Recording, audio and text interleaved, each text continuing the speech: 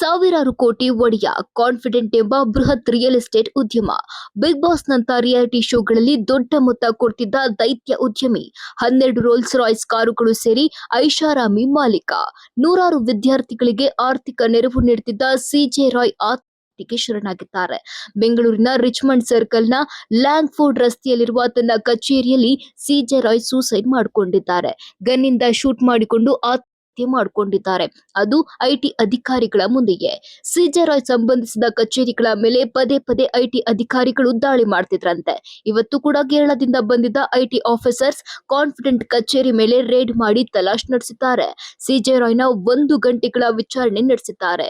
ಈ ವೇಳೆ ಅದೇನಾಯ್ತೋ ಗೊತ್ತಿಲ್ಲ, ತನ್ನ ಬಳಿ ಇದ್ದ ಗನ್ ತೆಗೆದುಕೊಂಡು ಸಿಜೆ ರಾಯ್ ತಲೆಗೆ ಗುಂಡು ಹಾರಿಸಿಕೊಂಡು ಪ್ರಾಣ ಬಿಟ್ಟಿದ್ದಾರೆ.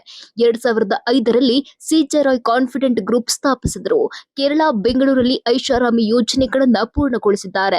ದುಬೈ ಮಾರುಕಟ್ಟೆಗೂ ತಮ್ಮ ಯೋಜನೆ ವಿಸ್ತರಿಸಿದರು. ಅಲ್ಲದೆ ಸಮಾಜ ಸೇವೆಯಲ್ಲೂ ಸಿಜೆ ರಾಯ್ ಎತ್ತಿದ ಕೈ. ಕೇರಳ ಪ್ರವಾಹದ ಸಂತ್ರಸ್ತರಿಗೆ 100 ಮನೆ ನಿರ್ಮಿಸಿಕೊಟ್ಟಿದ್ರು. ಹೃದಯ ಶಸ್ತ್ರಚಿಕಿತ್ಸೆಗಳಿಗೆ ಧನ ಸಹಾಯ, ಸಾವಿರಾರು ವಿದ್ಯಾರ್ಥಿಗಳಿಗೆ ಆರ್ಥಿಕ ನೆರವು ನೀಡಿದ್ದಾರೆ.